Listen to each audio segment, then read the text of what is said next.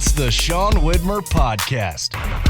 It's a journal by someone that just really doesn't like to write. The Widmer house is in flu game mode. Woo! What a week it has been. Thanks for tuning in. Today on the podcast, flu game. We're working on it. We're working through it. A game, a board game I want to recommend you trying to find. I haven't looked online yet to see where you can find it. But a recommendation, we might talk about something gross. I'm not sure. I don't know if I want to yet. And the best show on TV is back next week. So that's coming up today on the podcast. Thanks for tuning in to the Sean Widmer Podcast. It is always appreciated when you take a couple minutes to listen to the pod. We were doing the 5-star reviews on iTunes. I guess we'll keep doing that. I need to check the comments at some point. I think we're going to go through comments today at the end of the podcast, if there are any. I've done a bad job keeping up on those. So that's what's happening. We had a week. We've had a week here. I say that all the time. That's my life. My wife's out of town this week. She's in Nashville, Tennessee, has been there all week. And the second she left, what happened in our house? The flu. Oh, baby. The flu hit. And it hit Olivia to start with. And so then panic mode set in of, well, we've got to keep the other kids away from this. We really don't want the baby to get it. And so Olivia worked through it. And I thought I had done a really good job this week. With Elsa, we had done a really good job of keeping people separated and making sure we're cleaning up behind people and in front of people and all this. We're feeling good. And at the very end of the week, my man Huck comes down with the big fever. Overnight, the big fever hits. And so the first half of the week was Olivia's. Now the second half of the week, it's Friday, and he's got the fever still right now. He's going through it. So now it's like, just, Woods, don't follow suit, please. But that has been sort of a crippling thing for the week. It's crazy, right? 3 kids, it's a lot of kids. It's too many kids. I love them all. Too many kids. But when one gets sick, it kind of changes how everything happens in the house, and you can never really accomplish much because you're, one, playing offense on the sick person, trying to make sure they're taken care of and they're doing all right, while playing defense on the other two of staying away from all the things that have been in the way and in the wake of the sick person. But then you also have to care for those 2 other kids. So it's constantly like washing hands, taking care of those 2, running back to the sick one, making sure she hasn't gone through and touched every single toy that the other ones are going to play with. Cleaning those, it's chaos. It's nonsense is what it is. And so I thought we were going to get through with just 1, ended up 2 had it. We're hoping that we're not going to get the 3rd. Baby needs to stay away from it. We're really keeping him far away from everyone else, but it's been a sad state of affairs. It's also really hard to see your kids sick. Oh, it's the saddest thing. As I started to see Huck dive into the sickness and his, I want to say normally a cheery outlook. If you know Huck, he's got a cheery outlook, but then he'll make you earn it from time to time. But you can just see the eyes start to glass over, and it was like, oh no, here it comes. And then you could just see him slowing down, and forehead started getting hotter and hotter. And then he really started slowing down. And then he did the thing Huck never does. He took a nap in the day, and that was the moment. It was like, well, Huck's taking a nap. We know he's sick. That guy never stops moving. So this is where we've been. We were just trying to get through. The flu hit Lexington, Kentucky harder than I've seen a sickness like a flu-like sickness. Well, besides the big dog in 2020, it's bigger than I've seen pretty much anywhere. They had overflow in hospitals in town because of the flu. So everyone's getting it, and we just decided to jump in because we wanted to be part of the cool kids. Thanks a lot, Huck and Olivia. I mean, it's got to be a school thing, right? You get that kind of stuff at school, you bring it home, and then you just share it with your friend. You don't tell me, my daughter will never tell me one thing that happened to her during her school day, but she has no problem coming home and sharing her sickness with everyone. So, thanks a lot, Olivia. Okay, let's do some podcasting, shall we? I want to talk about a board game I played last night, and it's one that I learned something about. The game is called Switchboard. Switchboard is the game. And before I talk about what it is, the reason I wanted to bring it up, it was one that for the longest time, up until today, I thought my grandpa had made up this game. My grandpa, Gramps Woody, he is notorious for making up games, card games, board games, backyard games, really good at making up backyard games. And his brain, if you've ever been around him, he loves games. And if you've ever played a game with him, you can see the wheels moving the entire time you're trying to have a fun time playing the game. And he is actively trying to figure out how to modify that game or make a game similar to it that he thinks is more fun. And it's nonstop. So no matter what game you're playing, Gramps could love it. He loves Balderdash. But the whole time you're playing Balderdash, he is actively changing rules or trying to twist the rules, not to cheat at the game or not to make people not have fun, but to test theories he wants to utilize in a game that he will then create. So that's how he's been. So Switchboard is a game that he had made his own version of. My grandpa's also notorious for this. He's a great craftsman. He was a great woodworker. And he would play a game, if it was a board game or whatever, and he didn't want to go buy it, so he would make a fancier version of it. So he made this game Switchboard, which consists of 36 little tiles, and on each tile are dots, different colored dots, green, yellow, and red dots. And when you set them up, there's a specific order you set them up from 1-1, 1-1 to 1-6 along the top row, 2-1 to 2-6 along the second row, all the way down to 6-6. So 6x6 little board. And when you set them up to start the game, the dots make a path that are a swirling loop from the outside to the middle. And the goal is to land on the last spot on the middle tile. But what happens is when you roll the dice, you roll a 2 and a 5. You move 7 spaces. Okay, you move 7 spaces. Then you can go to the board, and the tiles are labeled, and there's a 2-5 tile, and there's a 5-2 tile. You can take that tile and move it around wherever you want to create a new path to get to the finish line. And so this game, this board is ever changing. And so this map that you're trying to get to the finish line is always in motion, and you're trying to help yourself have a quick path. If you land in a green space, you get to roll again. If you land in a red space, you lose a turn. Yellow is safe. There's rules for when you bump people. And so you're navigating this path while it's changing, trying to screw your opponents out of a good path and try to help yourself get a smooth path to victory. I think it's a really witty game. I thought Gramps had made this. Well, I just decided today to look on Board Game Geek. Switchboard, the 1966 game, the 21,235th rated game on Board Game Geek, got a 5.9 from Board Game Geek. I can understand where there might be some dislike for this game. For me, this is a great game. A really great game. 2 to 4 players. I think it's super clever. I think it's so fun. I think there's a little bit of strategy in it. A lot of luck with rolling of the dice, but then there's strategy hidden in there of making sure your enemies don't have a good way to get to the finish line and making sure you do and thinking ahead and just I think there's some good strategy to it. But I was kind of bummed today when I found out it was not a Gramps Woody original and that nope, this was a game created by, what company was this created by? I don't even know what it is. Watermark Games.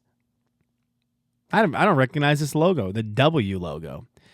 Anyways, it's a good one. And the reason I bring it up, this would be a fun one to find on eBay, on a garage sale, somewhere, thrift store. I would keep my eyes peeled for Switchboard.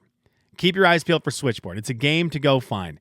I have not looked to see, there is a game website, Board Game Arena. My brother had talked to me about maybe a month or two ago that I need to dive more into. You can play games on there, play board games on there, and there's always people online playing games. Catan's on there. Wingspan, a game I want to learn to play, is on there. Ticket to Ride. Terraforming Mars is on there, a game I absolutely adore, but it's a very intense game. I was going to see if they have Switchboard. I feel like the games they have on this Board Game Arena, are more, maybe a little more sophisticated. Let's see if they have Switchboard. Nope. I don't see Switchboard on here. Can I find a website that has Play Switchboard? Play Switchboard board game online. Let's see. The game of Switchboard. Is this it? The game? Let's see. Let's see. Product photo. You can't play it. This might be the game, but you can't play it. Nope, and that's also not it. That's a newer version. You want the 1966 version of Switchboard. Okay, I've wasted your time. Board Game Arena, though, a cool website, just for a side note. But Switchboard, keep your eyes peeled for it. Make sure it is the 1966 one, because now as I'm looking at this, I'm seeing other board games titled Switchboard, sort of the Wavelength situation. There's an old game called Wavelength that I loved to death, where you try to match an opponent or try to match a teammate when putting together, compiling lists of top fives. And that Wavelength I love. Then a new Wavelength came out that's very popular, and I like it. I don't love it. I like it. And so anytime I've said, go get Wavelength, people think about the new one. Or I've said, if you've played the game Wavelength, it always comes to this game that has a really unique setup and a board with a half circle that rotates around. And I'm not going to explain it, but the two games with the same name released within 20 years of each other seems like something that shouldn't happen. Switchboard and Board Game Arena, 2 recommendations for you. I don't know that I want to talk about this. If you're grossed out by bodily stuff, now is the time to fast forward the podcast to the comments. Kelly's, what are you into? But I'm into better building design. Better building design. At my work, we have our building, which the Studio 46 building I think is fantastic. And I think it's very well designed. And I think everything's in the right place. And the offices are in the right place, and the warehouse is in the right place, and the studios are in the right place, and the cubicles are in the right place, the bathrooms are in the right place, and the kitchen's in the right place. Everything's in the right place. So I'm used to this. I'm used to this great bathroom, or this great building with great bathrooms. I went down to work at a different building that we sometimes have to go down and do some stuff at. And they've got a warehouse that we were helping out with some stuff there. And I went into their restroom to use the bathroom. Just number one, I wasn't going to, destroy their bathroom. It's someone else's building. But there's times where you are doing that and you got to toot. You just got to do it. And I needed to, and I'd been needing to in the warehouse, but I didn't want to do it in this warehouse with all these professionals. So I was responsible for a change, and I took it to the bathroom, and I just let one rip. And it was loud and proud, felt like $1 million. It was great. Oh, and it was wonderful. It's one that you're done with, and you feel better. You feel better about your life. I had a new outlook on the day. My life had been better by this. But it was, it was there. It was noticeable. And so I do this. I'm thinking in my head, what a grown-up I am for taking this away from the coworkers and not just being like, pull my finger and doing this in the warehouse and making a big deal of it. I was like responsible. And so I walked out of the restroom, and their restroom is right in the middle of their building with all the offices surrounding it. And I walked out, and as I walk out, there's 2 offices that you can see as you walk out of the bathroom, which I was like, that's already weird. You make eye contact immediately with 2 employees. And I was like, okay, well, hello, they look. Of course they are. Every time that bathroom opens, if I had those offices, I would look to see who was in the bathroom. And so I walk out, and as I walk out, a guy walks in. So I kind of leave the door open. He's like, hey, what's going on? And so I walk out, and there's the little kitchenette area there, and I was getting a coffee. So I walk out. This guy walks in. I look at these 2 people in their offices, and I start making my coffee, and the man inside the bathroom sneezes. Okay? And it was not a loud sneeze. It was not one of those comically crazy sneezes, just a normal sneeze. But it sounded like he was standing right next to me. And it was in that moment I realized why those 2 people in that office were staring through my heart. Because apparently this building has created a bathroom with paper-thin walls directly in the middle of the building with all of the offices surrounding it. And when you can hear a man go, Choo, crystal clear through the door, through the wall, a little bit down the hall, making a coffee, what I did had to be heard by every single human being that was in that building. And so now I don't feel comfortable going back there because I don't know these people, but they definitely know my face now. And they know the power that I bring to the building. And I can't have that. So I appreciate good building design. My what are you into today is good building design. And shout out to those of you who think about guys like me who have to do these kind of things from time to time, but still want to stay respectable in the office. I lost all my respect down there. And next time we have to do an event down there, there will be me reaching out to others saying, I probably need to wait until I have a bigger beard or shave and I'm unrecognizable before I head back down to the other warehouse. Let's take a look at some comments before we get out of here on a Friday, shall we? I didn't even get to talk about, hang on, we're not done yet. I forgot Survivor starts next week. So I want to talk some Survivor next week as we get ready for season 48. And Entertainment Weekly always has a really good Meet the Characters article. I actually found out, I think it's the guy who writes this for Entertainment Weekly. I think he's Entertainment Weekly. He's either Entertainment Weekly or People. Let's see what this guy's name is. His name, the guy who wrote this article, is Dalton Ross. Dalton Ross is the guy. He gets to go out to the island and be around for Survivor. Like, he's a media guy who is there on the scene to cover Survivor. Very cool. That's the ultimate job. So he does a write-up for each one of the characters and gives you their name, their picture, and then he shares through like a couple questions they were asked before going on the show. Like, why do you want to be part of Survivor? What will you value in an alliance partner? What's your favorite hobbies? What are your pet peeves? Who's your biggest inspiration? Why will you be the sole survivor? Just a bunch of questions. And you can go through before next week, see a picture of the castmate or cast member, and then read some stuff about them. I love doing that. I think the cast looks okay. I got to say, I hadn't really looked at the cast for 48 yet. Right now, Survivor's on a 2-season heater. 46 and 47 were really good seasons, in my opinion. And so I think there's good momentum into 48. 48 and 49, if they can stay really good seasons, that really is going to set up something special for season 50, which I'm still under the assumption that's going to be the awesomest Survivor season. They're going to have a bigger jackpot. Everyone who they want is going to come back and play. And I also think it's going to be Prope's last season. So I think there's going to be a lot going on in a couple of years. But 48's this year. And I think the cast members look kind of cool. I think there's enough different walks of life represented in this, what I'm reading, to make me think we've got good potential at fun dynamics. And I feel like the producers are kind of in their bag right now with twisting the game around. So I'm excited. That's next week, Survivor. Okay, let's read some comments real quick, and then I got to bounce. I got to take care of kids. Kimmer said this: recommend you get a fire blanket for your family from a company called Prepared Hero. A lot of comments on the fire, which I really, really appreciated. Yvonne had said, you could have put a lid on it, the fire, it would have suffocated. We had talked about that. That's a good heads up. Ian said, depending on the kind of fire, that could lead to backdraft with that. I got a lot of people saying a fire blanket would be a big deal. So Kimmers, thank you for that.